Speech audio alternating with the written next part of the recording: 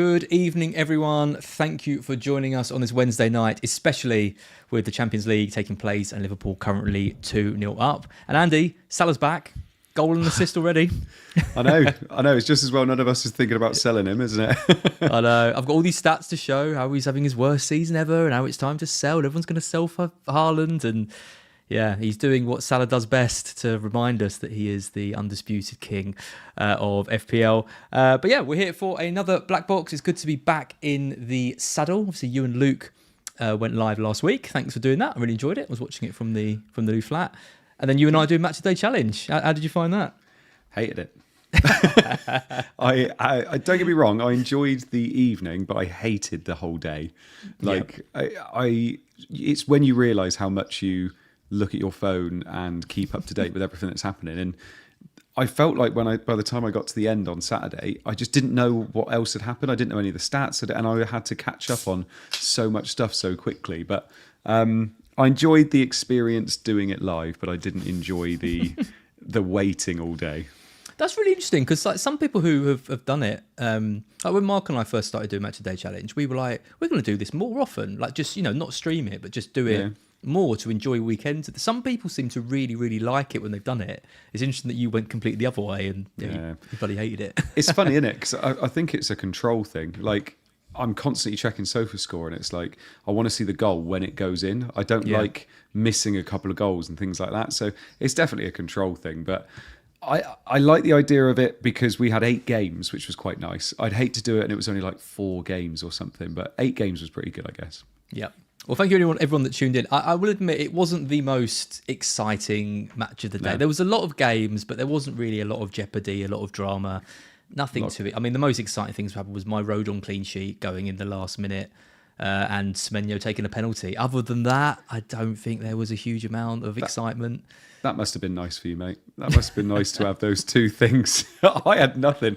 I think I got off and I had 31 points or something, didn't I? Yeah. Well, you had a pretty rough week. I mean, you can't all be getting green arrows like me. A 10k green arrow at 6.6 million. I saw that. I saw the green arrow and then your rank and thought, oh dear. Yeah. Imagine getting a grey arrow at 6.6 million. That'd be impressive. That'd be something. Yep.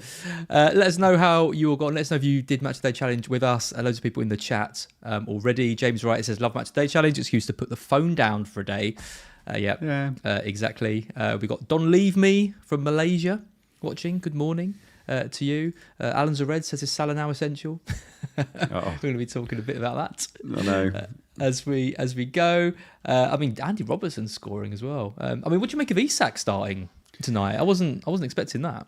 Yeah, I think Slot came out and said this was always the plan, give him 45-60 tonight. So it doesn't sound like he's going to be playing too much of the game. So 45-60 from him. And then I think Ekatike owners can be quite happy that Ekatike is likely going to get the next game.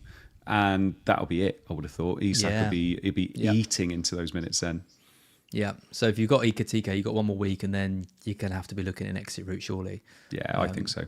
Yeah, I think tonight is the key one, right? Because he's favoured Gakpo on the left, and it's going to be Ekatike and Gakpo fighting out for the left-hand spot. It looks like it. Looks like it. Shame. I wanted more for Ekatike after what I've seen from him so far. He's been so good. Let's recap game week 4. Game week 4 from 5? Game week 4. Yeah, cool, good. 64 points for me.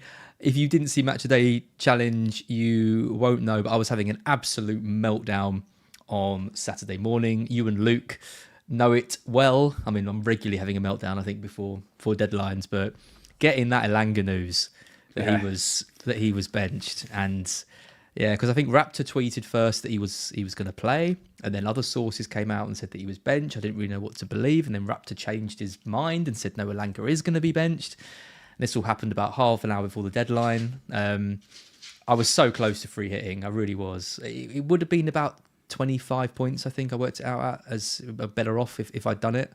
Yeah. But I think I'm glad I didn't in the end. I've got Sales, Pedro, Porro, Munoz, Rodon, as we mentioned, Salah, Wirtz, Semenyo, who I bought in for a hit because I'd already done Estev to Munoz, Gibbs White, another blank, terrible. Reinders with 3, Watkins with another blank, and 7.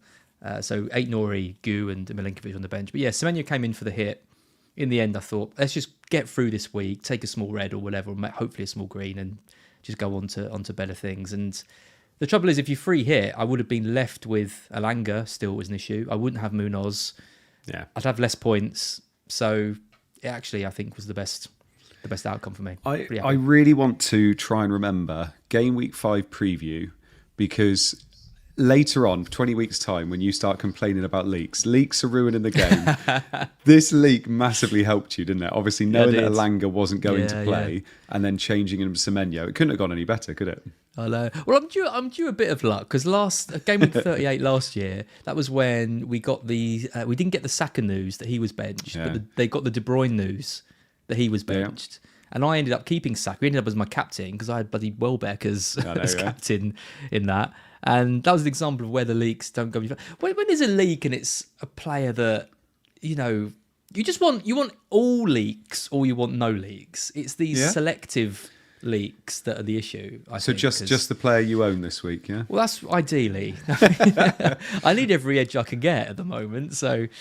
Yeah, a nightmare, bloody nightmare though. I thought Alanga was a good pick for like 4 or 5 weeks until the wild card, and it's been an absolutely shocking decision. But at least it's forced me into getting Semenyo, who you don't have, so you must be a little bit nervous about that.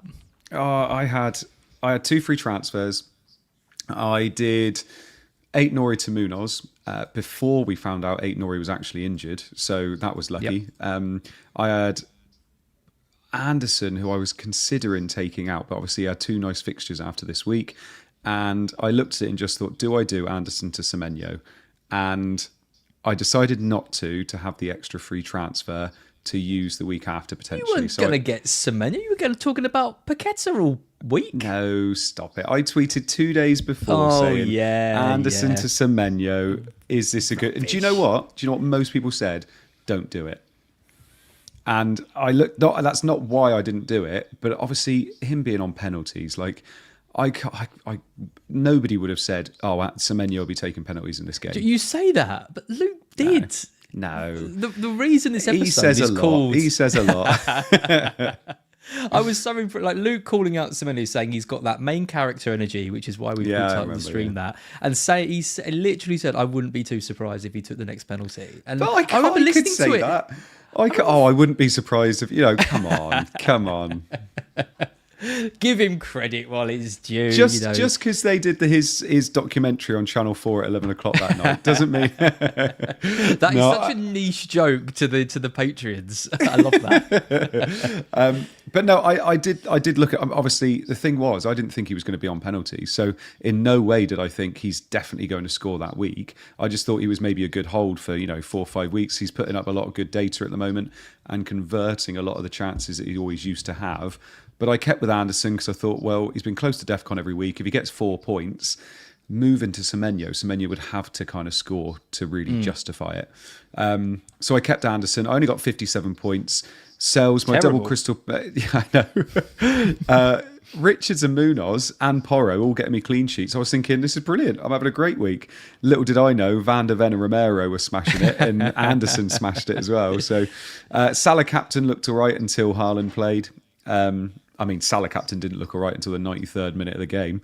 And then obviously Haaland played and absolutely smashed United. So yeah, I wouldn't even say he looked all right. I mean, it was a good pen, obviously, but like his when you watch him at the moment, I mean, in the league, I mean, I'm not watching the Champions League. I'm sure he's absolutely killing it in there. But when you watch him in the league, it's really, really strange seeing how he's playing. I mean, the team hasn't, like, you look at Wirtz as well, hasn't really got going. They've been relying on the Szoboszlais and the almost, not the fringe player, or Ekatike, like, for example, the ones who, you are really stepping up when none of the big players aren't performing so well. Yeah, exactly. And I mean, Pedro obviously got me the, assist and 2 bonus points. Yep. But he's like 60% owned, so it doesn't help you that much. So, yeah, a bit of a shame. 57 points. I thought I was going to be on less of a red arrow than I was, but then obviously Haaland did his damage as well. So, yeah, a little bit disappointing, but hopefully I can make a few changes in the next couple of weeks. Yep. Yelen's in the chat and also in the other room. She says, I need every inch I can get. I didn't say inch, I said edge. Didn't I? Did I say edge? Did I say inch? I mean, she heard something different, so... No comment on that. If you're interested in let's not go into that. yeah, let's not go there. If you're interested in a behind the scenes look into Match of the Day challenge and what goes into it, I wonder what you were going to say then. and what Yellen and I get up to during a during a Match of the Day challenge, then check out her vlog, Yellen FPL, as well, because we had a lovely day. We ended up in the ball pit. Did you? Yeah, this is great. Okay, cool. It was very family friendly, very PC. Mm-hmm. Good. Okay. Speaking of good, great and the goods, this is the standing. I mean, it is a sorry bunch in the great and the good this season. Yeah. You'll notice on the right of this table, there wasn't a single Haaland captainer. I mean, obviously, you know, against Burnley, you're going to go for Salah anyway, but there's very, very few Haaland owners, even at this point in the great and the good, which is why everyone's doing so badly. Hussey is top with a rank of 2.7 million. And Nice. Tom Freeman, who is one of the best FPL managers of all time, is currently down at 8.1 million. So what's happening this year? Do you know what annoys me the most this year is that Review isn't having the best of times at the moment. You've got people like FPL Harry, who is copied by so many people, who's also not having the best of times at the moment. This was our year to really push on and go, God, yeah, we can make a go of it. Look at us. 5 We're million and both behind 6.6. FPL I know. Oh, God. Honestly, it just goes to... But then, you know, you've got people like Praz and Tom Freeman at the bottom there. Praz is almost 7 mil, but you know it will change. You know everything will change as it moves on. So I don't worry about it too much. The only issue is that obviously, you know, me and you aren't winning FPL this year. Yeah. I think that's what Mark and I have said in previous black boxes. Like you don't ruin your season in the first like 6-7 weeks, but you do ruin your chances of winning it. Like you've got no chance. I don't think if the ranks we are. I mean, there is only between Tom Freeman and Hussey, there's like 45 points, 46 points, something like that. And that's 6 million places like between them. So yeah, it's very early days, but. Like you say, it would be nice to be 40, 50 points ahead at this stage of these amazing, guys. I suppose the other thing to think about is as well, a lot of people have used chips already. So if a lot of people have used their bench boost, maybe a free hit, some people have even used their wildcard already, you know, that could be worth 20 points each chip. So that makes a big difference right about now as well. And if Tom Freeman had used 2 or 3 chips, he could be already up at the top of this. But it's just mad saying that he could be at the top of this, and it's only 2.7 million anyway. I know. Yeah. It's not even good. I mean, you talk about using chips though. I mean, we're going to use ours and get like 5 points on the bench boost. I know. 6-point triple captain. You just need to intentionally use them, and you'll be fine. Thank you. Yeah. No thank worries. you very much. There you go. Cross that off on the bingo cards if you listen to Black Box. Oh, I'm never going to live that down, am I? I haven't said lovely yet. You have said clean sheet though, which I have good. clean sheet. I enjoy that. We're going to be looking at things like we've got Lego Mane. He hasn't actually updated the hop on hop off. I mean, you see it starts off on Gameweek 4.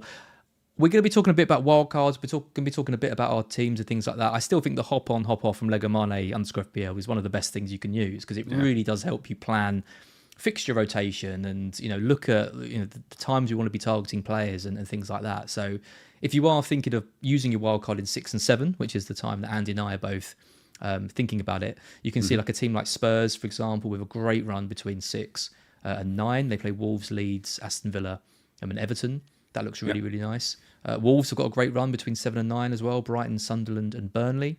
Someone like Agbadou for someone, or maybe Strand Larson. If he's back. I mean, it made me look at Liverpool, though, because obviously 6 and 7 is tough with Palace and Chelsea. But then it's Man U, Brentford, Villa at home. Oh, that's a good run for them as well. So and Salah, no Salah for Gameweek 8? Well, yeah, I know. What thing is, though, it's with Salah, when you're looking down that list, the fact that City have Everton in 8 means you're not going to be captaining Salah.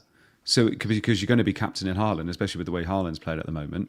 And then you're thinking, God, I'm spending 14.5 million on a player that I'm not even considering to captain. So if you've got him in 6, 7 and 8, you're not captaining him in any of those. It becomes a lot of money to spend on a player that, that's the way I'm looking at it anyway. I am also looking at those fixtures and thinking, Arsenal assets. I know we said this, from game week 6, 7 onwards, Arsenal assets, they've already been great anyway. Like the defense. My God, I've been Defense. I was listening to an God, NFL. I was listening to an NFL podcast before I came on. I do. If you think, could put on a really like stereotypical American accent, that would be. Oh yeah, Taylor no would be in the worries. chat. I love that. 3 hours of commercial-free football, and I'm just looking at it. Yeah, soccer. Is you look from Game Week 6 onwards with everything they've done already and the XGC they're putting up. I'm likely wildcarding in Game Week 6, and double defence I am just completely locked into because the way they're doing it already anyway, and they've played the game without Saliba at the weekend.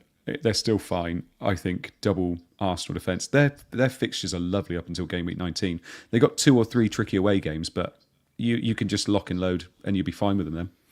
Well, the games are ridiculous. Been West Ham at home and then Fulham away. Arguably tough, but still you wouldn't mind. Palace, Burnley, Sunderland, Spurs, Chelsea away, Brentford, Villa, Wolves, Everton, Brighton, Villa. That is a run where like Gabriel and Gyökeres are just a must, aren't they? I mean, we're going to be talking a bit about Palmer and things like that, but if Saka's back for that run too, I mean, you could easily make a case for going for him. Could you think without the penalties? You think? Okay. I do think that's a big hit for him, personally, and I think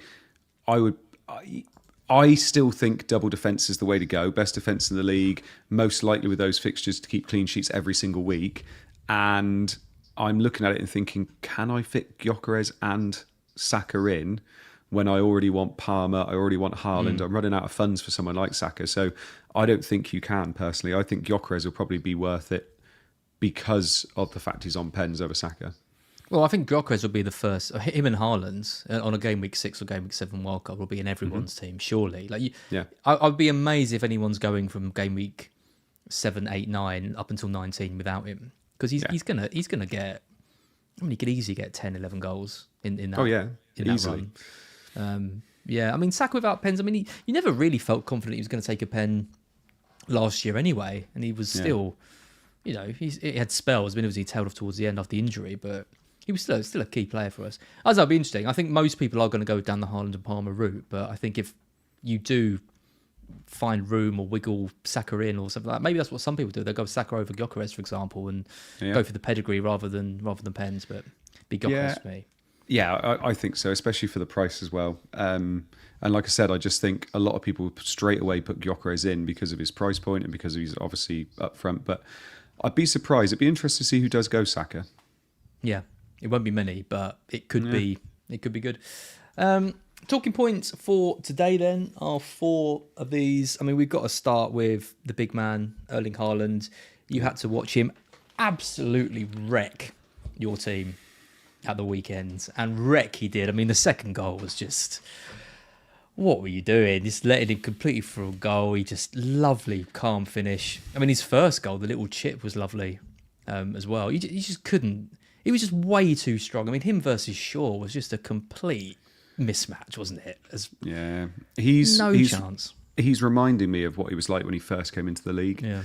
And he was just so hungry, and he just looks so much quicker and stronger than everybody else on the pitch.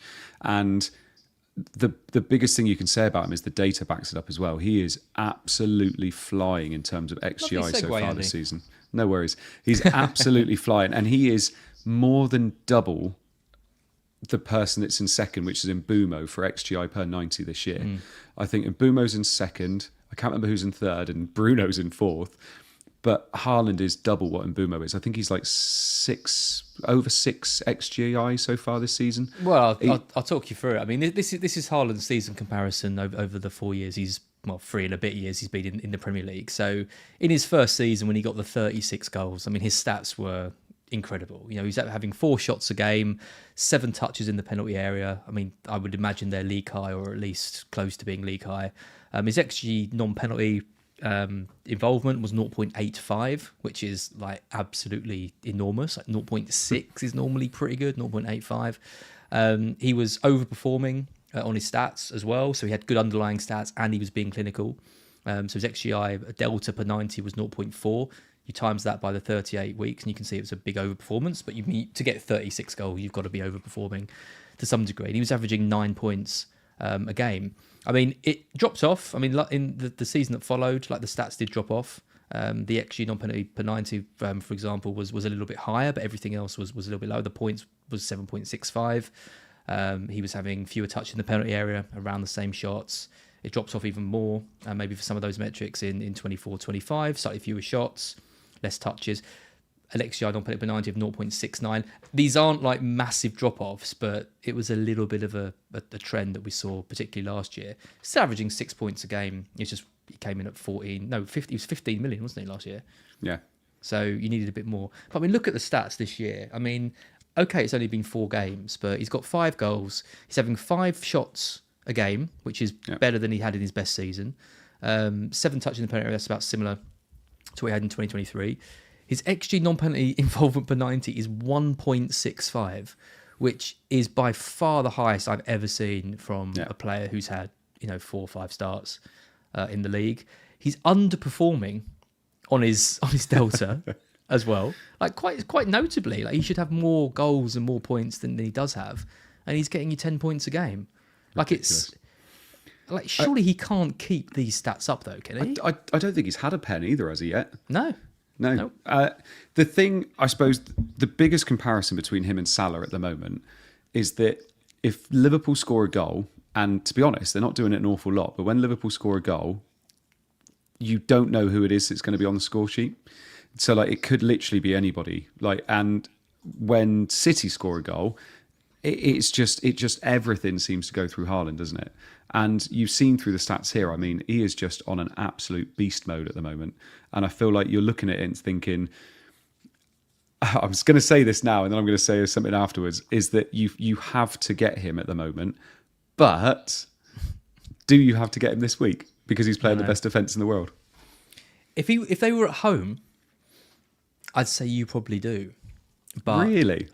Away? Surely, he, like, if Arteta could, he's just going to set up the stall to just not concede, isn't Well, it? true. It's what he does. Like, and it's just going to be so hard for Haaland to get any kind of chances, really. Do you think Salah at home to Everton is that much better than City at home to Arsenal in that example? I guess you would back Salah if you had both. I think I would be going Salah instead of Haaland. Personally, and I was anyway. I was obviously on Salah captaincy, but I like Arsenal's defence so much, and I think they're the only defence in the league where I would say they can keep Haaland out. Yeah, but they are the masters of it, and it annoys me when we look back to the start of the season. We were talking about fixtures that we didn't just say, forget the fixtures. This is the best defence probably in the world.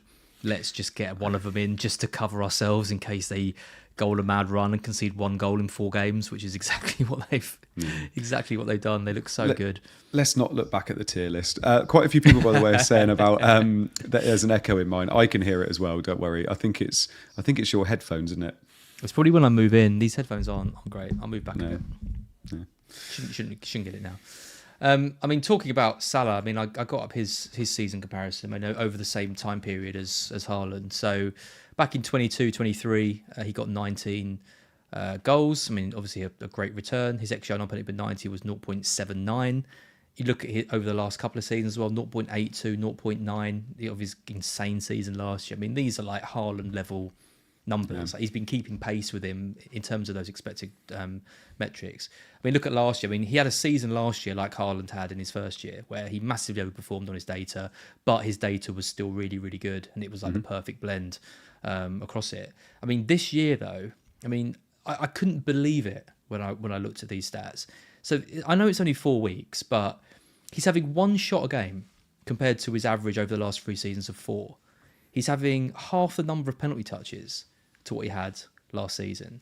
His expected goal involvement, non-penalty per 90, is 0.22. And the only reason it's even that high is because he's got a high expected assist. His expected non-penalty goal involvement is 0.08 over 4 games, like per 90. That is so low. Like, it's so incredibly low. He's just not getting chances at all. Yeah.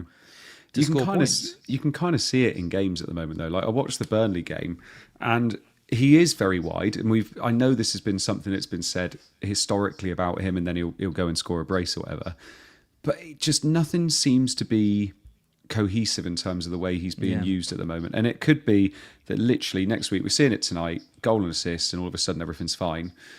But I do worry a little bit. Something doesn't seem quite right, personally. And I don't know whether it's the fact he signed his contract, and obviously usually when he signs his contract, there's a bit of a dip, whether they're really struggling to incorporate a 10 in Wirtz, which could be it as well. You know, we've seen Wirtz is really struggling, and whether they're just struggling with that, the way to use him and the way to, they feel like they need to put him out wide to get more space for Wirtz, whatever it is they're needing to do.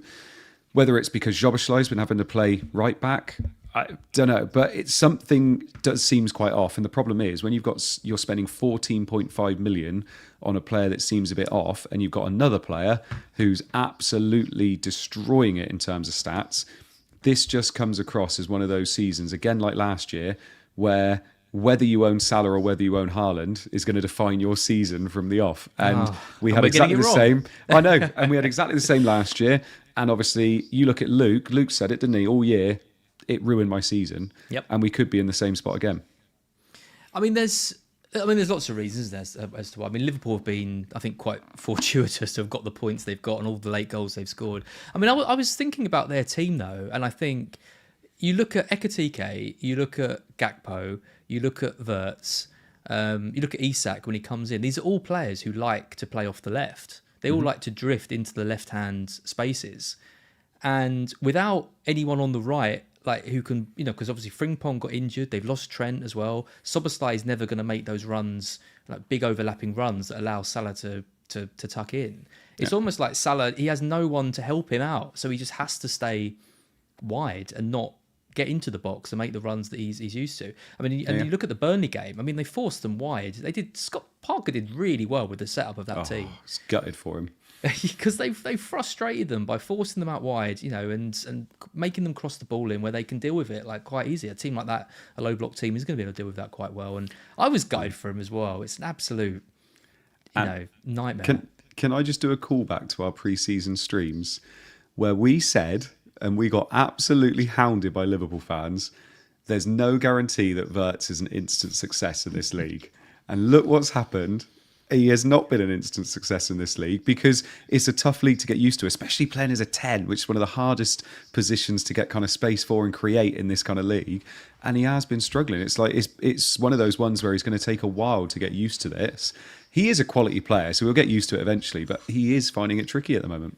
It's the physicality, isn't it? He's obviously he's such a good player, but he is quite slight of build. Yeah. And when you're playing teams like Burnley and Bournemouth and these guys, they can just do a number on you and get a couple of tackles in, force you deep a bit, and then you're struggling a bit to control the game in the way that we thought maybe he was able to. The trouble with what you just said is we both picked him.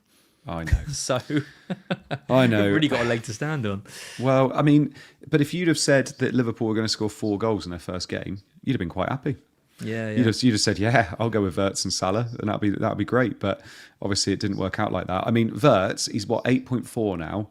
There's every chance he goes down again in the next week. I don't think there's any reason to keep him, is there? Well. Well, I don't know. Stop it. He's only going to get better. And if we aren't going, well, you think he's going to get 0 goals and 0 assists for the whole season? Well, we're not keeping him for the whole season. I just mean for the next 3-4 weeks. Do you think there's a guarantee he's going to get a goal or assist in the next 4 weeks? They've got Everton, Crystal Palace, Chelsea, Man United.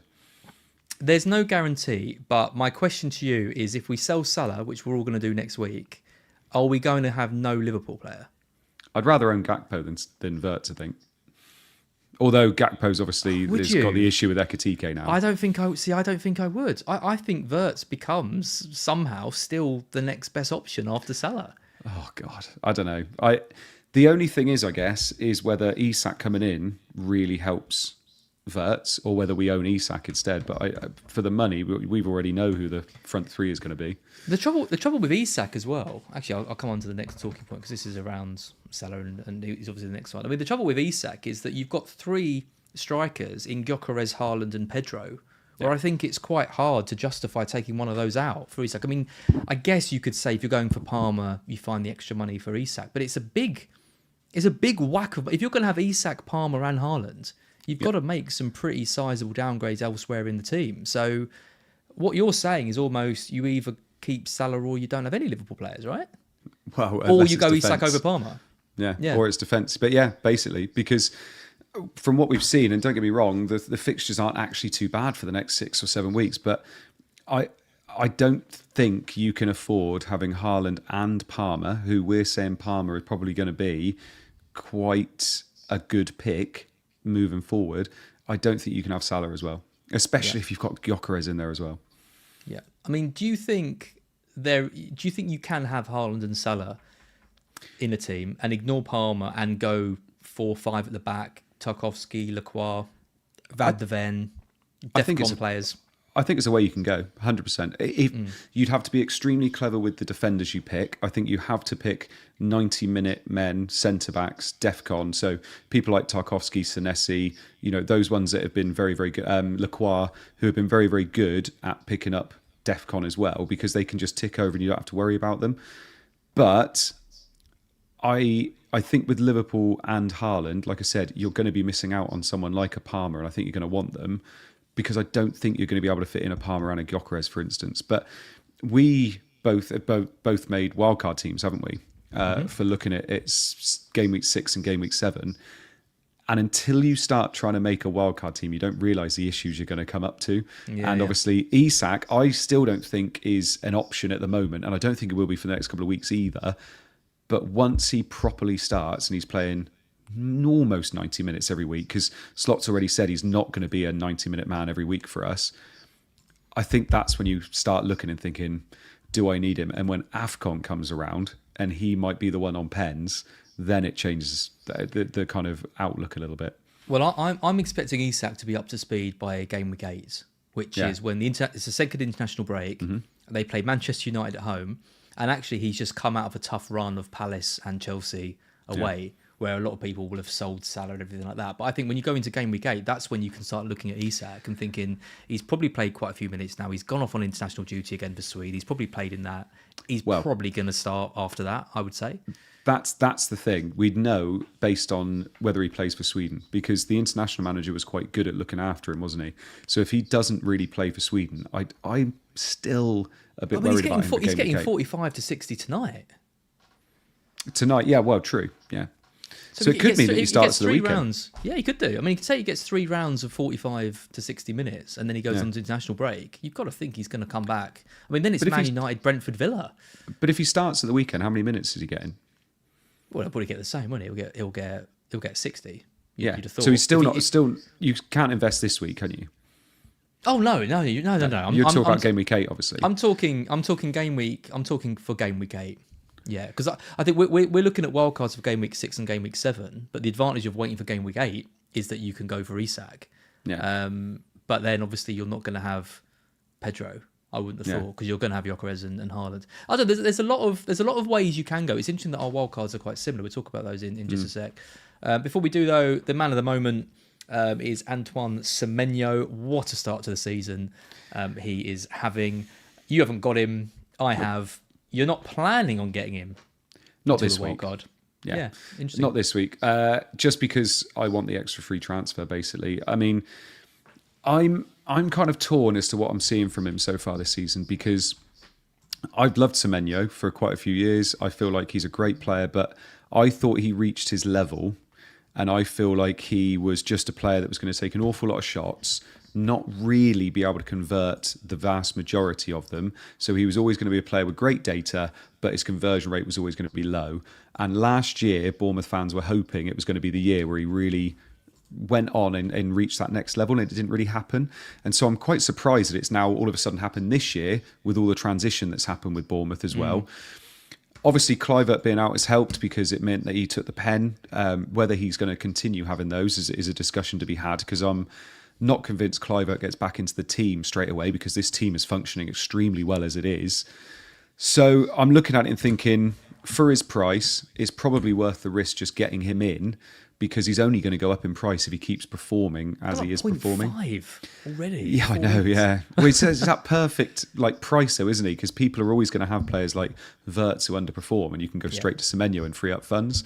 But I'm not 100% convinced yet that this isn't just a quick flash in the pan form that's happening at the moment, and this is going to continue the whole season.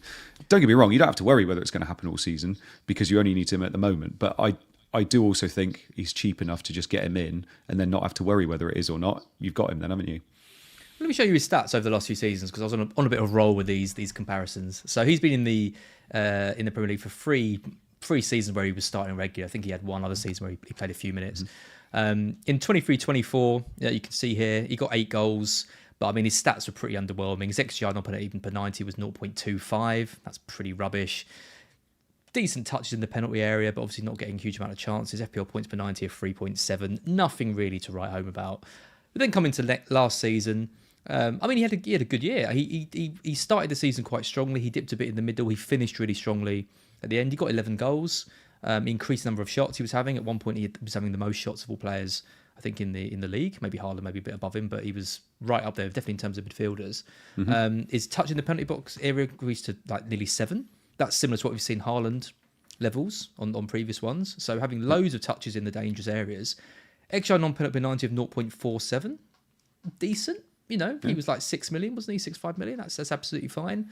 And averaging 5.4 points per 90. A good return, a decent return for Semenyo overall. This year, things have improved, but not hugely. I mean, he's having less shots, for example, which was something he really benefited from. Similar amount of touches in the penalty area. His XGI non-penalty per 90, interestingly, has gone up. So it's gone up from 0.5-ish to 0.56.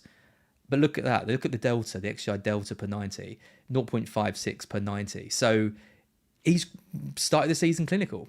And I think this is the question which you kind of alluded to, is this a new Semenyo who's going to be ultra clinical and taking his chances, and he doesn't actually need as many shots as he had because now he's learned how to find the net? Or is this a flash in the pan and he's going to revert back to previous ways? Yeah, I think he's at a nice price point where it maybe doesn't matter. You can just get him in and say, if it is a flash in the pan, I can move him on. If it isn't, then I've already got him in, like I said. But I do wonder whether it is. I mean, the fact that he's taking less shots but converting more is maybe telling a bit of a story there, that maybe he's not, not just thrashing at these shots, and he's actually thinking about it a little bit more. The one thing I will say is, though, and I've asked, because my mate's a massive Bournemouth fan, and he says, don't go for Evan-Nilsson. Do not go for Evan-Nilsson, because basically he is there to supplement Semenyo at the moment, and he is there to make sure Semenyo. So maybe Semenyo is just the main man there. Main character. Main character syndrome. Exactly it. Yeah. And if that's the case, you jump on when you can, don't you? Yeah. I mean, this is where it's interesting wildcarding this early, where where we're looking at wildcarding in 6-7. We're obviously going to be picking Semenyo because he's had such a good start. He's highly owned. His stats are good. Everything like that. But he's the sort of player, isn't he, that we've seen in previous seasons start strongly and then just regress and drop. Yeah. And then it's what you do with him, because if you've got money tied up in him, you can be a bit reluctant to sell him, and then maybe you can keep him for longer than you should have done. It's going to be interesting with him because, I mean, at 40%, if he carries on at the rate he's going, he's going to be like a 60-70% owned player. Oh, yeah, but easily. Yeah. Are we all going to have Semenyo in our teams from now until the end of the season? Like, surely not, right? They got nice fixtures up until Gameweek 9, and then they got Man City away, so you're not expecting a lot in that one. But then Bournemouth are also the type of team that do well in tough fixtures as well. They're a bit like Brighton, aren't they? Where they do well in tough fixtures too. So I think he's a good buy at any point at the moment. And even if he is a flash in the pan, I think it's fine. Yeah, I think the question marks are when he goes up to like the 8.85 mark, he needs to then start performing like an 8.85 million player. If he's on pens, I think it's fine. Yeah, Kluivert take pens when he's on the pitch. When he plays. But I mean, he's got a hat trick of them. even when Kluivert plays, he only gets 60, 65. Yeah. Like he was well known for that last year. So as soon as he goes off, you get either Semenyo 25 minutes on pens, or Kluivert doesn't play at all and you get Semenyo for the whole game on pens. So it's not bad. Yes, thank you, Martin, who says XG NPI. Sorry, the I should be after the XG. XGI, expected goal involvement, non-pen. Not sure where the I came at the end, but yeah, the stats are all right. So don't worry too much. Wildcards. Then we were chatting a bit about this on the Match of the Day challenge and earlier today. Let's take a look at what you've come to. I mean, how set are you on the wildcard in 6? I'm pretty set. Pretty set, to be honest. Yeah, I think I am going to roll this week most likely, which means I've got 3 free transfers in game week 6, and I don't like the idea of using my 3 transfers to get Haaland in, which is what I would be doing. I'd be losing Bruno to get Haaland in, and I would look at it thinking, because I was trying to wildcard in 7 anyway, so if I use my 3 free transfers, I'd then wildcard in 13, and I thought, I don't like using those 3 transfers and still hating most of my team. So I thought I might as well wildcard with 3 free transfers. After the wildcard, hopefully roll. And then I've got 4 free transfers that I can just play around with for the next however many weeks until game week 16 when we get 5, get topped up to 5. So I feel like that is a much stronger way of doing it, because this is the team I've made. So people listening on the pod, I've got Raya in goal. I've got Senesi and Agbado are going to be rotating. Romero, Gabriel, and then Steve still, because he's cheap as hell and he's obviously Burnley can defend at times. Then I got Palmer, Semenyo, Reinders, Anderson, and Paquetá in the middle. I'm not thrilled by the midfield, if I'm perfectly honest. But it is a light midfield. I mean, you've got Gyökeres on the bench, though, so he comes in for one of them. Yeah, that's it. So I've got Gyökeres, Pedro, and Haaland up top, which I found it really difficult to not pick one of them. So Gyökeres I felt was a must. Haaland, this is the whole reason I'm wildcarding, is to get Haaland in.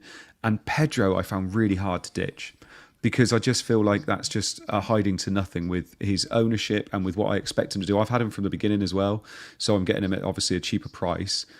And I wanted Palmer, so I've obviously got the double Chelsea. But I don't think this is bad, to be perfectly honest. I think this is all right. I think Agbado could change. He could easily be someone else, but they actually have quite nice fixtures. They're top of the fixture ticker for the next 6, and he's good for DEFCON as well. So I think this is... I quite like it. I think wildcard in a 6 and having 3 free transfers after the wildcard seems like the strongest move I could do. Well, J77 Lag here says, would you bench boost in game week 7 with this team? So you've got your double Burnley. Yeah. And then you've got, they got Villa away. Yeah, it's not. No, I'm still planning on bench boosting after I get the 5 free transfers topped up around AFCON, personally. Oh, I like it. I think it looks strong, right? It's good. The only thing, well, not the only thing, there's a few, but one thing that is a little bit against this is that I couldn't triple captain in game week 6. You stole my thunder. I was just about to say to you, why is it you think that I'm waiting an extra week and doing it in game week 7? So I think Haaland is going to be triple captain by an awful lot of people in game week 6. Quite a few people used it on Salah last week, but the only thing I'd say against that is triple captain is the only chip where it doesn't really matter. Like, you just use it wherever. Like, there's no planning for it. As long as you've got the players, it's okay. And City have, where is it? I'm trying to see their fixtures. There they go. They've got Burnley, but then they've got like Bournemouth at home in 10. They've got other fixtures that are nice enough that you can, target. So I don't think it's that bad. Yeah, you can target. They play. I think they play Sunderland and Leeds at home before Christmas, right? So you can target any of the promoted teams. It just seems to be that perfect storm at the moment where this is Haaland in his best form, playing for City. But we saw this last year. I triple captained against Southampton last season, and when he was absolutely rocking it, and it went terribly. I mean, this is the team I put together for game week 7. So we did this completely independently. It's not hugely different to yours. No. Raya in goal, Gabriel, Lacroix, who I like long term. Share, because Newcastle do have some really good fixtures from 7. Chevy Simmons, anyone who went there. I like that pick. Yeah, I think you want to tap into Spurs. I think it's somehow, and if I'm not going for I haven't got any of their defenders, for example, I kind of want to get a piece of it. Palmer, Semenyo, Reinders, same as you. Haaland, Pedro, Gyökeres, same as you. Dubravka, Rodon, King, and Estev on the bench. So a pretty lightweight bench. I mean, really, the only benefit of this, the trouble with not doing it in 6 is you want Palmer in for Brighton at home. Yeah. Because we know what he can do against us in a match. Can he get another 4 goals? And we are crap at the moment. And we are playing. Well, we're not. We are, and we're not. We played really well against City, but the Bournemouth game was a disaster. And what happened tonight? Palmer scored tonight as well. against Bayern Munich.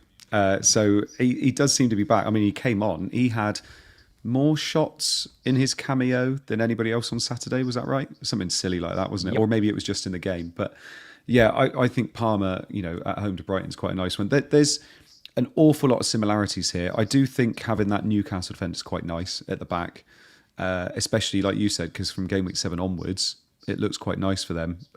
I just think Pedro, Gyökeres, Haaland. Is there any chance you don't go with one of them?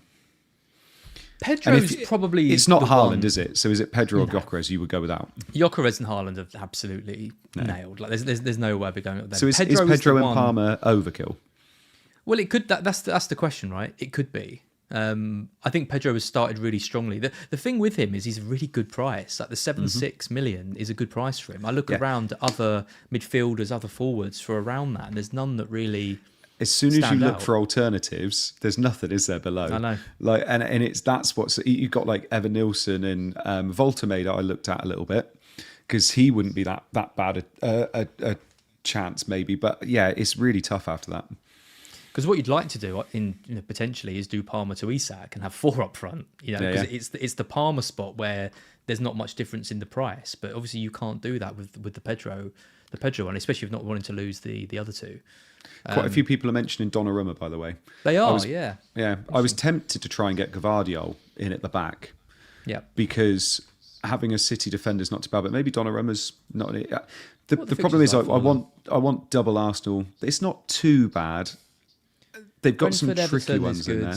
Villa, Bournemouth, Liverpool, Newcastle. That's a horrible run between 9 and 12. And also, every week, if you look at the fixtures and you look at Rob T's graphic in terms of who's most likely to get a clean sheet, it's shocking to not see Arsenal in the top 3. And would you be massively surprised if Trafford just came in for a game for no reason? He did it with Ortega. I would be surprised. You think Donnarumma plays every game now and that's it? Pretty much, yeah. I'd be very surprised. He was great against us as well. He like that one against Mbumo, that it curled round the defender and Donnarumma said, and you just thought don't get me wrong, he's not the best with his feet, but his shot stopping is incredible. Yep. No, I like him. I would go Raya all day over Donnarumma. Yeah.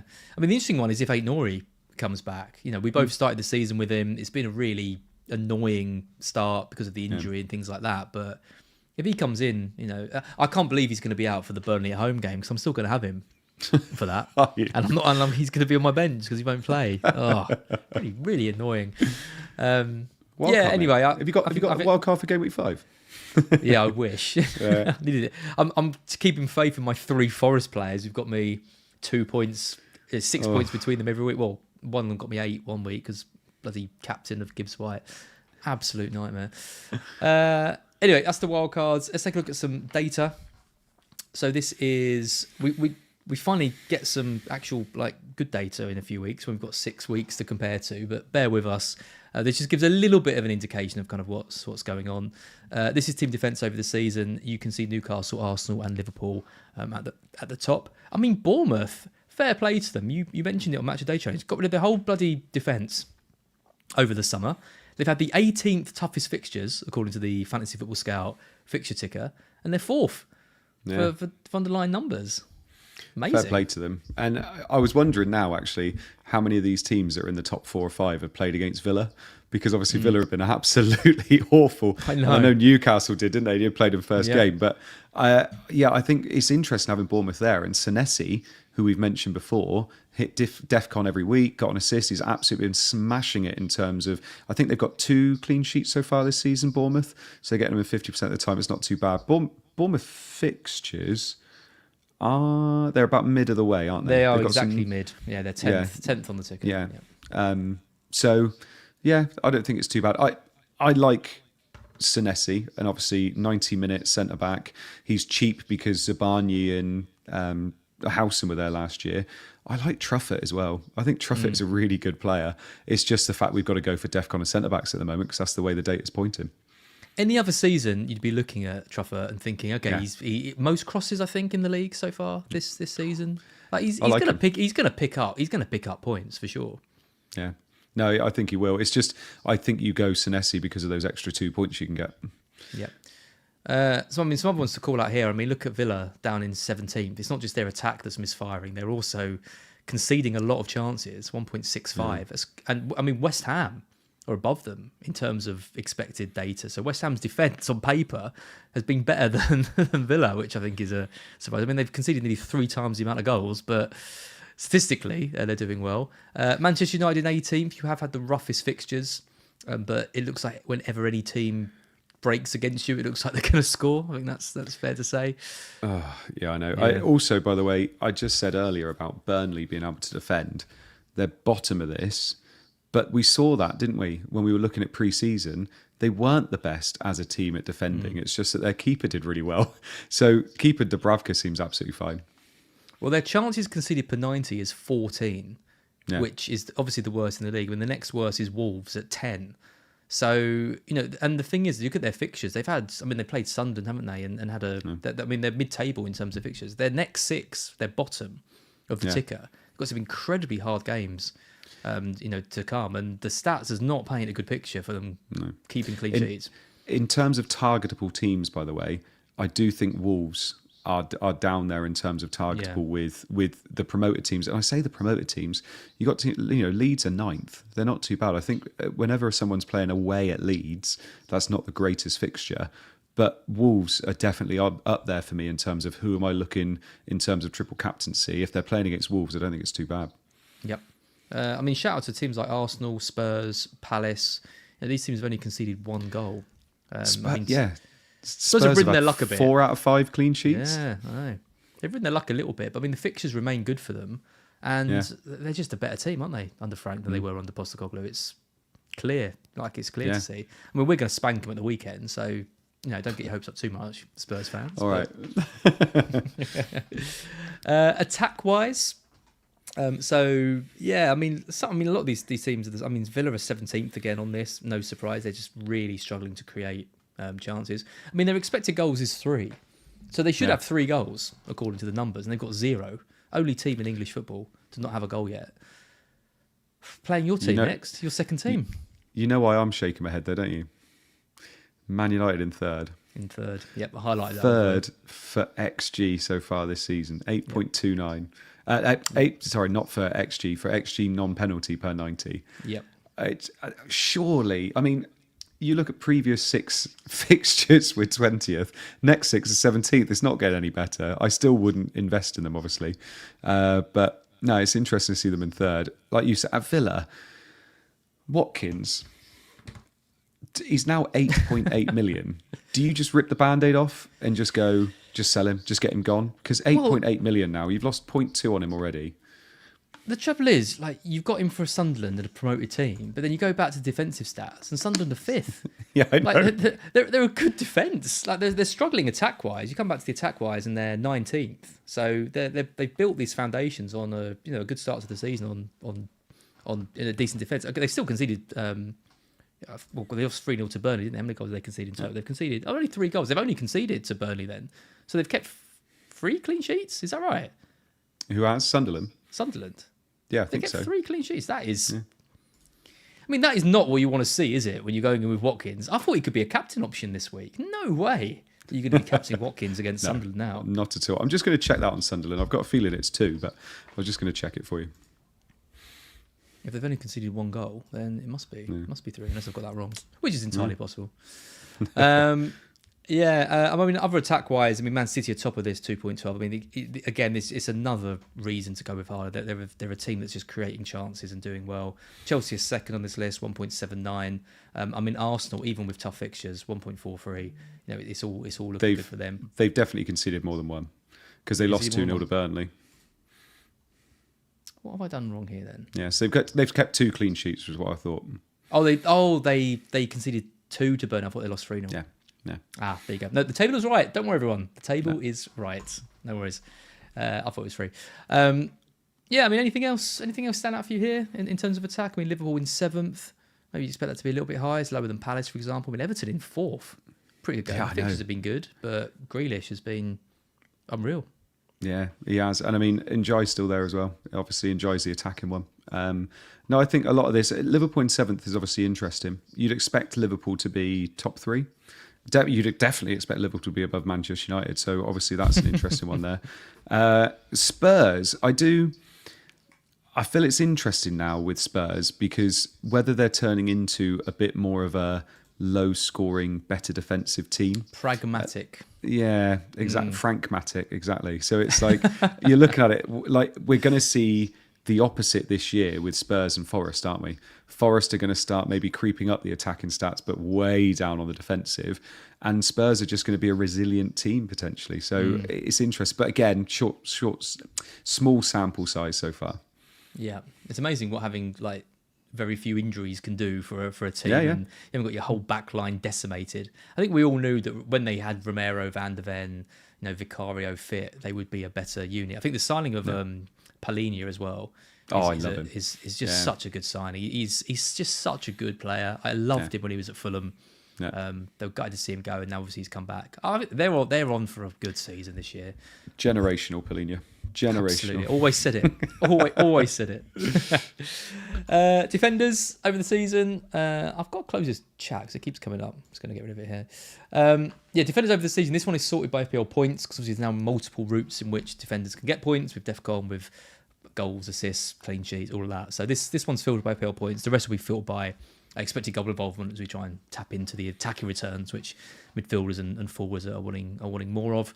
I haven't really highlighted anyone too. I don't think there's any too surprises with this. I mean, Timber and Calafiori are still leading the way. Interesting that both you and I on Wildcards have ignored them both, and we're going for Gabriel. Yep. Yeah, I think Gabriel's just, you're not going to be looking in 5-6 weeks' time and all of a sudden Ben White comes back in or someone like that, and you just think, or Lewis Skelly or something like that. And Gabriel's just going to play every game, and he's got the attacking threat quite regularly compared to these two. They're just two, wing backs that had good games, aren't they? And that's obviously why they're up there. I'm expecting by game week 18 for Gabriel to have caught him up potentially. I mean, his XGI over the season so far for Gabriel was 0.07, which isn't great. But for centre backs, it's hard to judge it, right? Because they only need one or two chances. We know the quality of delivery from Rice on the particularly, I think, on that side. I'll be the same. Gabriel's still the one for me. Lacroix versus Munoz, I think is interesting. I mean, Munoz's data is good though. XG up 90 of 0.3 is high. Yeah. They've had tough fixtures. Points are good. Obviously, Lacroix's been getting the DEFCON, has barely any attacking potential. Yeah. I mean, he did get the assist, but still, I think I'm leaning towards Lacroix on the wildcard, and you're leaning towards Munoz. Well, I haven't got either on wildcard. Oh, well, there you go. You haven't got either. Yeah, but I think if you can afford him, you go Munoz. I think there's. I'm going to hate saying this, but there are some times where you pick players because when you get to watch them, it's just ridiculous fun watching Munoz play if he's in your team because he's just constantly forward. And Lacroix is great for DEFCON, and he is. He's shown that already this season. But I think you get Munoz, but if you can't afford Munoz, Lacroix is an absolutely brilliant, person you can get instead. So I think both are great, but Lacroix you get if you can't afford Munoz. Yep, I don't disagree with that. Although when in the team I put together, the 0.5 saving can do quite a lot. Fair. With things like, so I don't know. I do like. I just think Lacroix. They're both set and forget though, aren't they? You can put either of them in and play them every week, and it's absolutely fine. We know from last year there wasn't a huge amount of difference in it between them, and you can save a bit of money with Lacroix, but it's not as exciting. Looking at DEFCON for the defenders, there's only 2 players in total who have got 100% records, so 4 out of 4. That's Senesi, who you've mentioned at Bournemouth, and Tarkowski. I mean, he's just a monster at getting these. Again, and neither of us have got in our wildcard drafts, but someone you could just put in and just you never have to worry about that spot. He's going to get 150, 160 points easy this season. I mean, what have they got? They got Liverpool this week, obviously. They got City in 8, but then they've got West Ham, Crystal Palace, Spurs, and Sunderland. So they could easily keep 2 clean sheets in that, and he could get DEFCON in all of them again. So, yeah, maybe it's an oversight, and maybe we should be getting Tarkowski in. 5.5, he's already shown this season he can do it. Just in terms of as well, we got Anderson on this list, and obviously it says he's only hit it 25% of the time. But he's obviously got 11 3 times and then got 15 this week. He's on 48 defensive contributions so far. I think it's still pretty set that he's going to get it most weeks, isn't he? It's just he got unlucky with those first 3.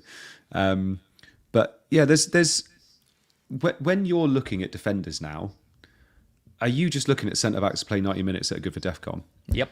Because we And just said about Munoz. and Munoz, yeah, that's exactly it, isn't it? Like, it's so hard to pick against that now.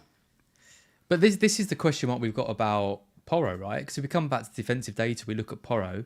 He's 21st in terms of FPL points per 90 because he's kept all those clean sheets.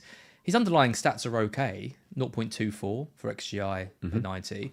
He's got DEFCON in one of the 4 games. But that XGI, I don't think that can compete with the players who are 75% of the time getting the DEFCON points. Like if you were picking now out of Porro, Tarkowski, Lacroix, Senesi, I don't think there's an argument that you can make for Porro, really, because I think particularly when you're wildcarding, you know you're going to have this player for a long. We're not going to want to make defensive moves. We're going to want to keep that player in. It's a bit different if you're doing it for 6-7 weeks. Porro versus Lacroix, I'm picking Lacroix all day. Yeah, no, I agree. Yeah, it's and it was one of the easy sacrifices I made on the wildcard draft was I moved Porro down to Romero because it saves 0.6, and I think Romero can easily keep up. Yeah. I think so as well. And you look at Van de Ven, I know his price is going up, but his goal was bloody annoying. But for 4.7, why would you pay 0.9 million more for Porro when you can have Van de Ven or you can have Romero? The game has changed, The game has changed. The game has changed. The game has definitely changed because I'm completely with you. The other player who we haven't mentioned because we're on defenders, but Casado as well. Yeah, I know. I think me particularly, both of us were a bit like, you don't pick Casado. Come on, you want to enjoy the game a little bit. But 75% DEFCON. It's probably the only goal he's going to score all season. That would you call it a screamer? It was a good shot. It was. Screamer? I would say it was. Okay, we'll call it a screamer. Yeah. But 59 DEFCON points. That's top of the pile. 75% success. He's gonna get it most games because he's all action dynamite player. The only thing I'm going to say is number 1 in the world at the moment has Caicedo. Yeah. Number 3 in the world has triple Burnley midfielders. So well, there you go. Oh, what are we doing? What is the point? what is the bloody point? Are you any more interested in Casado now, or do you think still Reinders and Anderson are still they're still the key, aren't they? Yeah, I think so. It's interesting whether you went Caicedo over Anderson. Like whether that is something to be looked at. But like you said, Caicedo's hit his goal of the season now, hasn't he? But I don't know. Maybe I'll look at it a bit more. I think if I went Pedro Palmer and Caicedo, that seems a little bit much. Well, we say he's hit his only goal of the season. He's got 2 goals this season. He's got 2 in 4. Oh, true, yeah. He's never scored more than 1 in what the are we league. doing? What are we doing? Yeah. It's interesting. Like I said, I kind of ridiculed Casado, and I don't think he is going to get many more attacking returns this season, but he might still, get a couple, sneak a couple more in if he does. If Chelsea can keep clean sheets as well, he's getting 4 or 5 points every week. Yeah. Well, not every week, 3 out of every 4 weeks. I'm not going to say how he'll ever blank. I'm not. I was just about to say that. Yeah, he's just like Bruno. He's never going to blank, and Bruno has blanked 3 of the first 4. He's playing the same role as Bruno, so they're probably going to get quite similar points towards. He's further forward than Bruno. He is further forward than Bruno. Yeah, depressing. Midfielders this season, you mentioned Mbumo. Look at that. XG non per 90 of 0.74. That is second highest of all players. Only Haaland has more. He looks really good when I've watched him play, and I was tempted to go for him for that Burnley match, but I don't really know what's happened to him in front of goal. He's lost his composure. This is the United curse, isn't it? Just snatching at chances. We had quite a few chances against City towards the end of the game as well. It could have easily been 3-2, and it's what happens with us, unfortunately. But again, you look at the fixtures. We got Chelsea next. Then we got Brentford away. We could lose both those games, quite easily, and then Amorim could be gone. Like genuinely, he could be gone by then. And then I'm going to watch the game in Gameweek 7 when we play Sunderland at home, and I'm thinking, do I want to own someone for them? Your beloved Sunderland versus your beloved Manchester United. That's why I got the tickets, mate. And then we got Liverpool away in 8. So there's no way you invest. There's no way, because we could be playing a completely different team by then. Mbumo will still be in it, but. They're not investable in at all. It is interesting, though, that the stats are so good for some of your players, obviously your team as well. I mean, do you have the feeling that if you converted some of these chances, you'd be happier with how things are going? Or is it just a case of it doesn't matter because what you're seeing on the pitch is still not where you want them to be? No, okay. And it's just stubbornness and all that kind of stuff. Don't get me wrong, against City, even under Fergie, we lost 6-1 to City. Like, it happens, but it's all the other games. And it's not going to get much better, I don't think. I could be very wrong, but I don't think it is. The players just don't seem bought in to the system from what I'm seeing. Amarim's literally saying, sack me. Like, give me the 14 million or whatever it is I'll get for you sacking me. And I'm going to keep playing this shit system. Everyone hates. Said, I'm not going to walk. Yeah. You brought me in January. Do it. Yeah. And I think it will happen at some point. Well, I think the thing with him is, I mean, Ten Hag came from Ajax and everyone criticised him for not having an identity and a style of play. I mean, you can say that. I mean, he does have a formation that he likes. I'm not really too sure what the style of play is. I mean, it's counter-attacking football, isn't it, with a bit of possession, but doesn't. I don't really know what he's trying to achieve. It looks. I can't believe that the best point of our season was the 1-0 loss to Arsenal. that was my favourite time of the year. All the first 10 minutes against Fulham. You look when Cunha had that good shot. That was nice. It's bad. It's really bad. If you've got Bruno Fernandes, he's 16th out of midfielders. XG on opponent per 90 of 0.32. Luckily, you always get your 96th minute penalties with him, so it doesn't really matter. Just like Salah. Just like Salah, who's in 63rd. Well, this is it. 63rd for Salah. I said the stats were bad. 0.2. He's still top 10 for FPL points per 90, despite being 63rd out of midfielders. That's not even including Porro's got a higher XG on opponent per 90 than Salah. It is absolutely nuts. How he's getting the points he is getting is a miracle. We could be so far behind Haaland's captainers and owners at this point. It would be ridiculous. So, yeah, crazy. Some other players that I called out. I mean, Reinders is in 34th. Missed a great chance against Man U. He did. 1-on-1. Again, interesting that he's still in both our wildcard teams. I mean, is that nailed, do you think? Yeah, he plays 90 minutes. Yeah. If he converted that chance against us, we'd be looking at it again saying he's 5.7 million, 3 goals in the first 4 games, playing for Man City, who are scoring goals for fun. I think he's locked on for me at 5.7. Yep. We've got Rodgers down in 37th, if you're still holding on to him, holding up a bit of hope. I think he's one to sell, 0.12 XG on opponent per 90. Actually, I think that sorting might be a bit wrong. And Verts at 0.34 as well. So Verts' XGI per 90 is the same as Gakpo's. He's at 0.34. Yeah, Vert should be in like 15th. Yeah. I'm gonna switch that. I think the sorting hasn't quite gone down. Talk through some other players and I'll just fix that. To be fair, I had Verts at 0.33. Yeah, so it's pretty much that, isn't it? But yeah, the numbers are right. I think the sorting just have gone a bit. Watkins isn't in the top 20, not even highlighted in this as well. So that's how far down he is. He's also a forward. Yeah. Oh, sorry. Yes. I'm sorry. But yeah, no. Interesting one was Salah. Have we ever seen him down that low? Is he actually in 63rd, or when you change this, is it going to change? 0.2. He's not going to be far off. He's. It's not quite that bad. He's in 39th. Yeah. Still though. Yeah. Mad, isn't it? Absolutely crazy. Keep talking because I'm just fixing this table. No worries. So we've it's such a shame Ismaila Sarr's out, obviously, because he was in second and his stats are always so good. Jadon Anthony in 4th for Burnley. Cunha, who's also injured, in 6th. Enzo Fernandez in 10th, which is quite an interesting one, considering we were just talking about Caicedo, Palmer, and we're also talking about Pedro. Enzo Fernandez in 10th. And then Dewsbury Hall in 13th, the poshest player in FPL. I mean, Grealish is also highlighted. I mean, he plays City and hasn't got a game. I mean, obviously can't play against them because he's on loan. I mean, Dewsbury Hall, he's still the cheapest one, isn't he? If you're looking at Caicedo's, your Andersons and all that, he's still there. But I mean, would you keep him just because of the price? Yeah, probably for the price. I mean, if I was wildcarding, he wouldn't be there. But for the price, I think he's absolutely fine. Grealish, do you ever worry that all of his XGI comes from XA?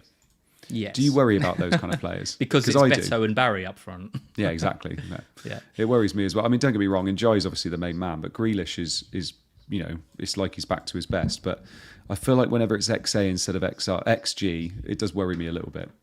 Yeah. Sorry, the table is now fixed, you can see. So Nice. Wirtz and Gakpo, 14th, 15th, like I said, and Salah down in 39th, 0.2.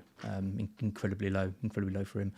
I worry about Grealish. I don't think he hasn't got the people around him to keep making the assists that he does. He's not passing the ball to Haaland now in the box. Yeah. It's gonna regress a bit, but I don't mind him. I think after City, it's okay, but I don't think you invest now. I mean, who have they got? They've got they've got West Ham in 6. That's fine, and then Palace in 7. Then it's City. I mean, then it's Spurs and Sunderland. That's not too bad if you want to get involved from 9. I mean, you could bring him on a wild card and bench him against City, for example.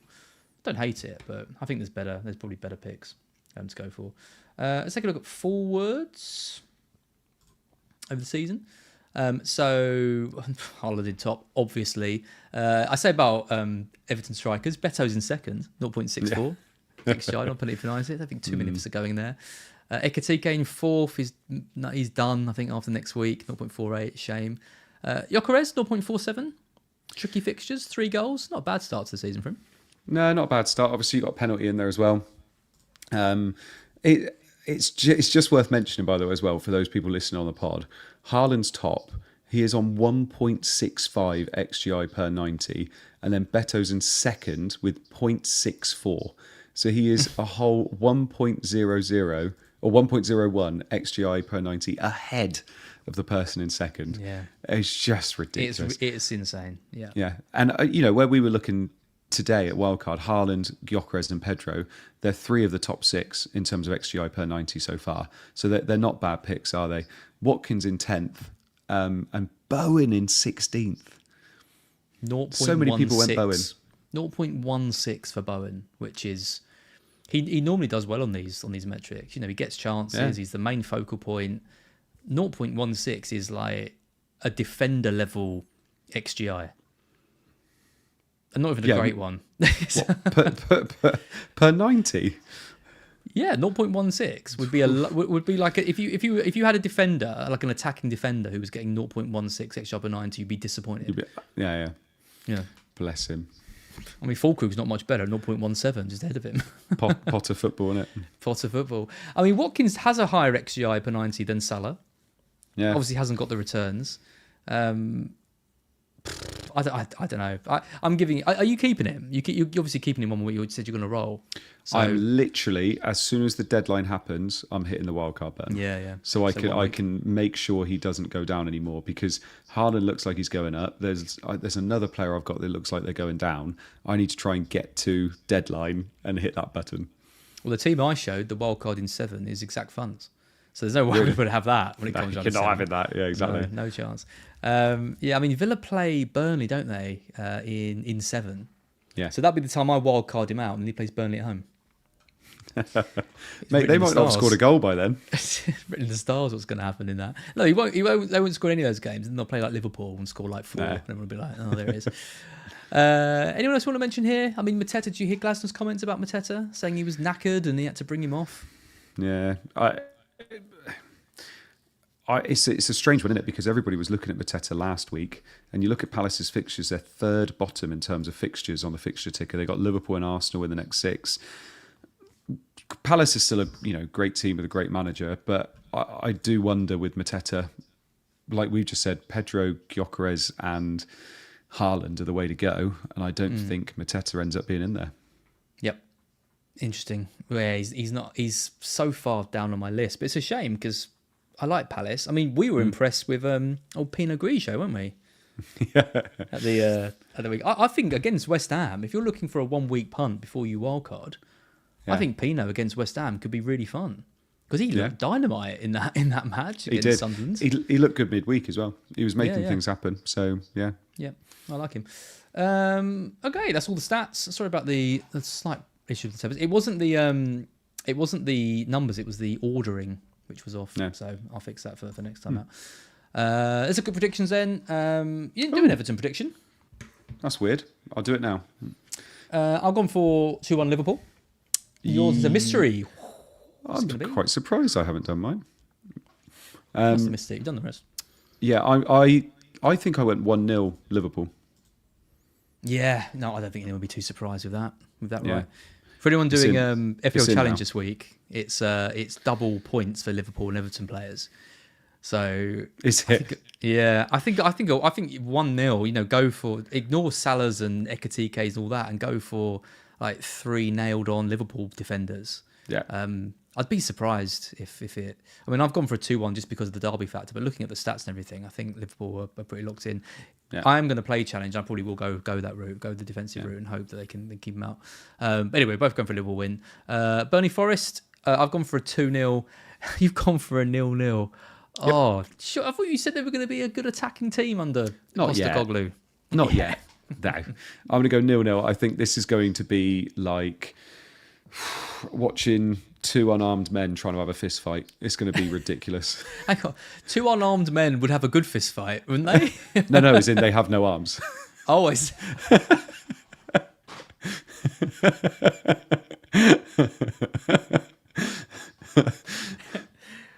That really tickled me. Getting yelling and laughing in the other room. That's really good. That's why we got you on here, Andy. Singers. 2 unarmed men. Oh, they'd be quite good at a fist fight. Oh, I'm crying. That was really good. West Ham Palace. You've gone for 2-0. You've gone for 2-1. Yeah. I fancy West Ham to score against him, but I fancy Crystal Palace to come out of this all right. Who's going to score for West Ham? Oh, because they're Paqueta, aren't you? Paqueta, yeah. You love him. Oh, but you're going to get Semenyo. Oh, yeah. Right, lovely. Wolves, Leeds. We've gone actually quite different on some of these. I've gone for a 1-1. You've gone for a 2-1 Wolves. Yeah, I think Wolves have got to score some points at some point, and I think Leeds away from home I'm always going to back against, so I've gone for a Wolves win. I can't believe more people aren't laughing about your unarmed comment. I thought that was RJA, really but apologies to all the amputees out there. Oh yeah, we have probably offended some people with that. It's yeah. I mean, respectfully though, if you're an amputee, you probably wouldn't be very good in a fist fight. So I don't think there's anything too wrong with what you said. Exactly. Oh, moving on. Brighton Spurs. Look at this, 3-2 Brighton. I've gone for. Oh, Christ, that's hopeful. You've gone for 2-1 Spurs. Spurs that have kept 80% clean sheets this season are going to concede 3 to Brighton. Yeah, honestly, it's the kind of stupid game that we'll win. We were 2-0 down against them last year. We like playing Spurs. We do all right against them. Like Ed Mann and Matt Francis say, it was just harmless banter. Don't worry about it. Yeah, I fancy Spurs to carry on their season and 2-1. United Chelsea 2-1. Both of us. Yep. Yeah. Less said about that, the better. Nope. Yeah, you ain't winning that one. It could genuinely. It could be Amarim's last game. Yeah. Do you think if you lose it, he's out? They've come out and said he's still got a few games. People have said, "Oh no, it's fine." But I'm looking at it and thinking, Ratcliffe has been ruthless in a lot of areas, and I can't see him like if we lose to Chelsea as well. I think he's just going to go, "What's the point?" and he could make a move. Aren't you all saying that? Yeah, big time. I didn't feel anything in that City game. No. It's amazing. I think what's amazing for me as someone who's followed United for so many years is just how it's more of a surprise when you win than when you lose. I mean, from the Fergie days he must go to these games and just it must be so depressing for him. I feel for him, like what he built compared to where you're at now. I mean, he's still getting record revenue somehow. Can we stop, please? Okay. Fulham Brentford. Yeah, record revenue. Fulham Brentford 1-0 for me, 2-1 for you to Fulham. Yeah, quite like the 2-1 there, actually. I quite fancy Brentford to get a goal, so yeah, 2-1. Yep. And then look at this. We've gone different. Sunderland Villa. I've gone for a 1-0 Sunderland. I've gone for a 1-0 Aston Villa. Of course, you've gone for a 1-0 Sunderland. You think Villa are going to go 5 games in a row without scoring? Yep. Sunderland, what are they? The 4th or 5th best defence in the league. Yeah. Villa cannot score a goal. 1-0 Sunderland. Written all over it, that one. Written out the all cup over as it. Well. Out the cup. They did score. Harvey Elliott scored, but obviously it doesn't count in this. That would be... I mean, Emery could be in big... If they lose 1-0 to Sunderland, I think Emery could be... There could be a lot of talk about him. There'll be murmurings, wouldn't there? Definitely. There will definitely be murmurings, yeah. Bournemouth, Newcastle, 2 good teams. Some good match. I'm looking forward to watching that. 2-1 Bournemouth, both of us have gone for in that. Yeah, it's interesting. if Arsenal City wasn't on, you'd say Bournemouth Newcastle would probably be the most interesting game of the weekend. I think that is two teams that are on the up. Well, I say on the up. Obviously, Newcastle had a tough start, but I think that's a really interesting game. We both gone 2-1. It could easily be 2-1 the other way, but I fancy Bournemouth being at home to nick it. It's the pitch, isn't it? Like I said on match day, that pitch is horrible to play. Yeah. I mean, look at Semenyo booting people into the advertising hoardings. Not a nice place to go. And then Arsenal Man City. I think this is the most nailed on 0-0 I think we'll ever see in the Prem. Luke nearly called it with Liverpool Arsenal a few weeks ago, but obviously they scored that great free kick. So it wasn't. It was 1-0. Yeah. Yeah, I mean, but it shouldn't really have been. But it was in all but the free kick. It was a 0-0 game, wasn't it? I've gone 1-0 Arsenal. You have, yeah, big win. Yeah. Big win for them. Yeah, I think it could be. Yeah, I feel like they're in the ascendancy. I think it would be quite nice for them to get the 1-0 win, so I've gone for it. Yep. Looking at the standings, you are having an absolute flying start to the season. 55% correct outcomes, 8% correct scores. You're third in the Black Box Patreons, just behind Richard Morris and Doy. Must be over the moon. I am, mate. I'm coming for those two boys. Honestly, I am. This is my pedestal that I'm aiming for. What now. if I have to send you the trophy? Oh, I can't wait. I can't wait.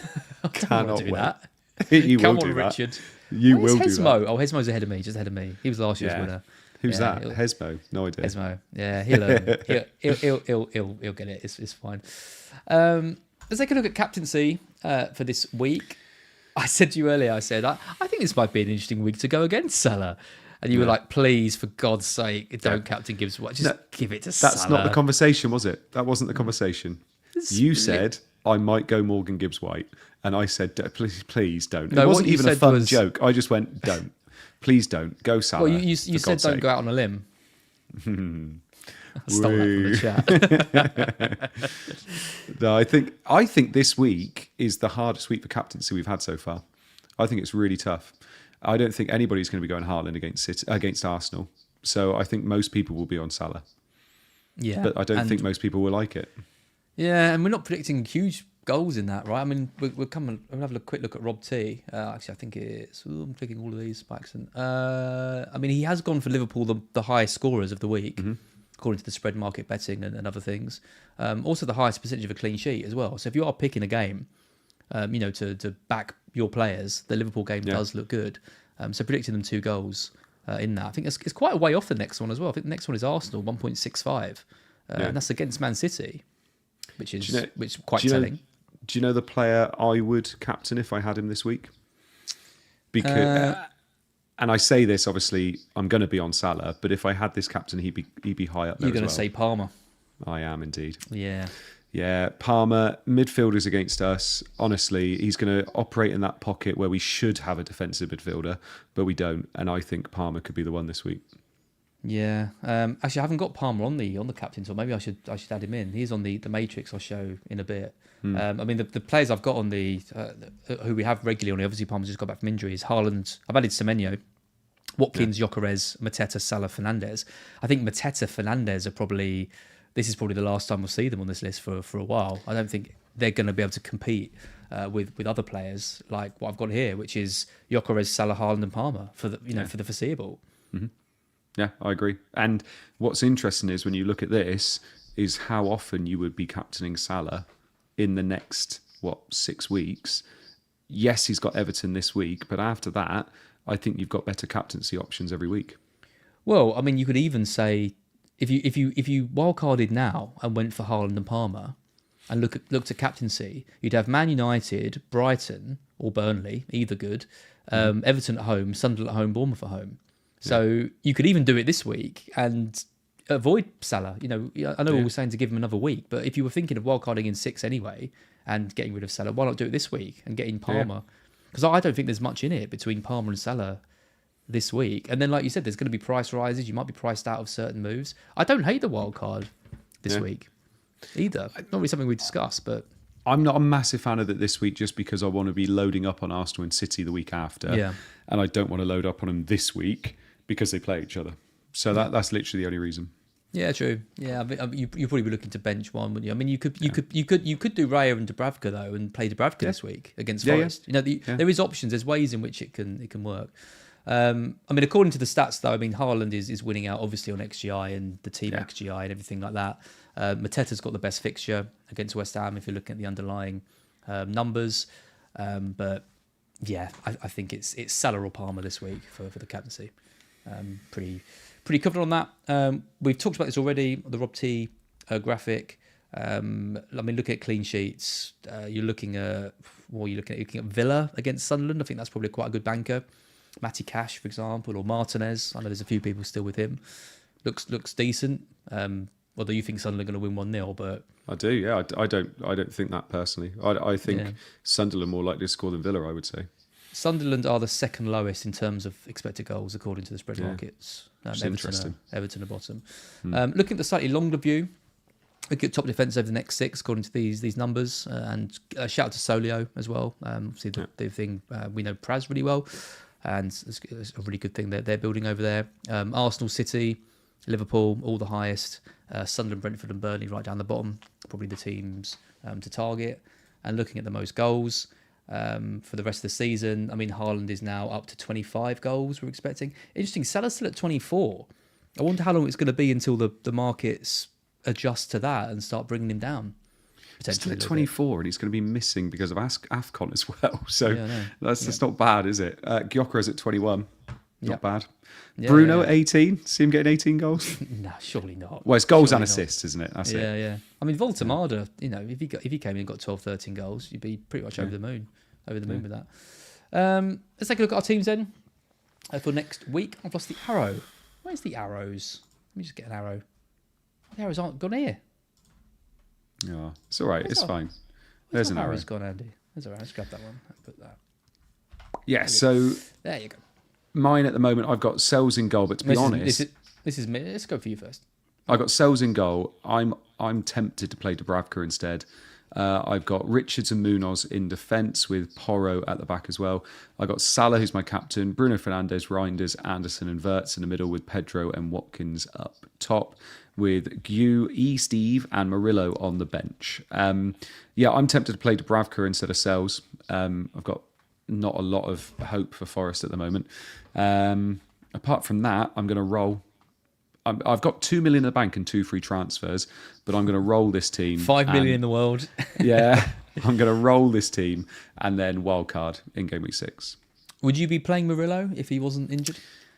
Probably. I'd probably play him instead of Richards. But I say that West Ham are awful, and Palace know how to keep a clean sheet and know how to attack. So there's every chance that Crystal Palace keep a clean sheet and then I've got a double one. But Burnley aren't great attacking wise either. So I probably play Murillo instead of Richards just to hedge my bets a bit. Yeah. Or hedge your bets into another double because you have Sells and Murillo anyway. But no, because I played Dubravka. Oh, you played Dubravka and Murillo. Got it. Yeah, cool. My team, I mean, it's pretty similar to yours, to be honest, but I mean, I've got the mighty Gibbs White, who surely is going to get me something over the next 2 weeks. Sells in goal, Porro, Munoz, and Milenkovic, who I'm happy with. This is why I've kept these players for the next 2. I mean, if Forest don't deliver in the next 2 weeks, I'm going to be really low down. I need something from these guys. Salah, Semenyo, Gibbs White, and Reinders. Watkins and Pedro, and Dubravka, Rodon, Aït-Nouri and Gu. I mean, considering where I was Saturday morning, I'm actually quite happy with this team this week. I think it could do all right, which is always worrying. But Watkins hopefully gets a goal, Forrest get a clean sheet, and Gibbs White gets an assist or something, and I'm probably looking at a fairly decent green arrow. So let's just best case scenario, and you could have like another 10k green.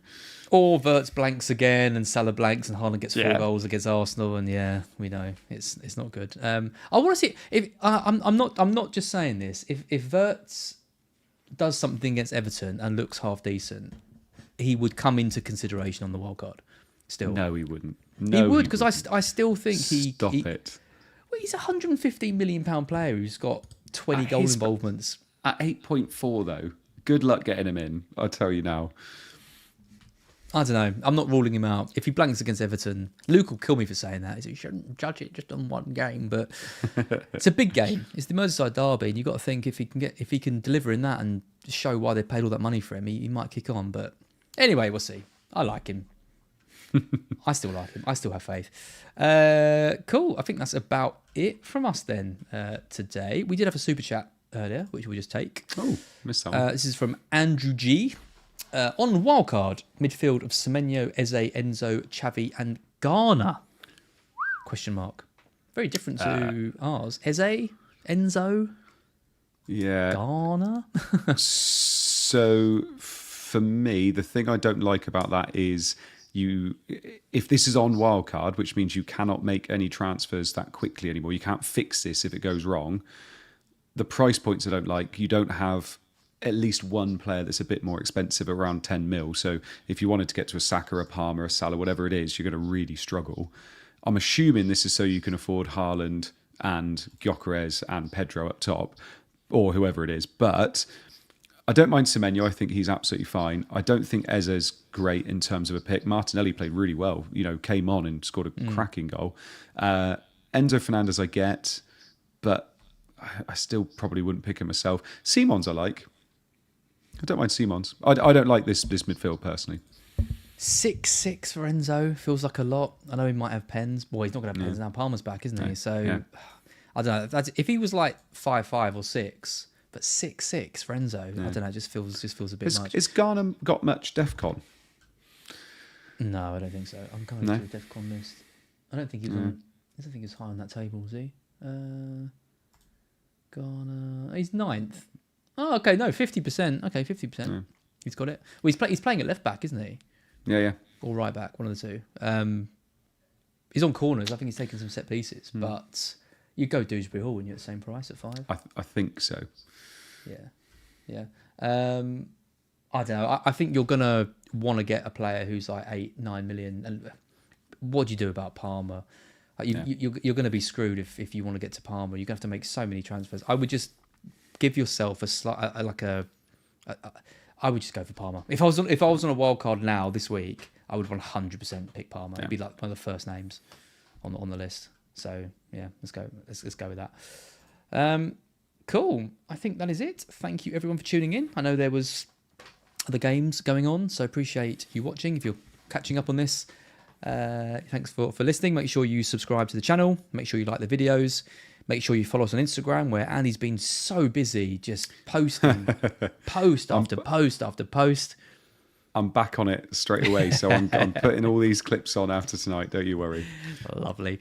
So do give us a follow over there as well. Check out the Patreon if you're interested in getting involved in the Patreon Predictions League and other things. And got a very interesting late tackle on Friday. It's going to be myself and Planet FPL James. Oh, hello. Which I am very much looking forward to. Slightly earlier time of 6 o'clock, so it's not like an early tackle rather than a late tackle. Nice. Hopefully see lots of you there. Andy, pleasure as always. Thanks for joining me tonight. No worries, mate. Thank you very much for having me. It's been a nice one. I've enjoyed it. Yeah, quite a chilled one, and good armless banter. Yeah, exactly. Which has been nice. And I made you cry, so that's amazing. You did, and not by insulting me like normal. So it's been nice. Thanks everyone. We'll see you on the next one. Like and subscribe if you haven't already, and hope you all have a good Game Week 5. Cheers.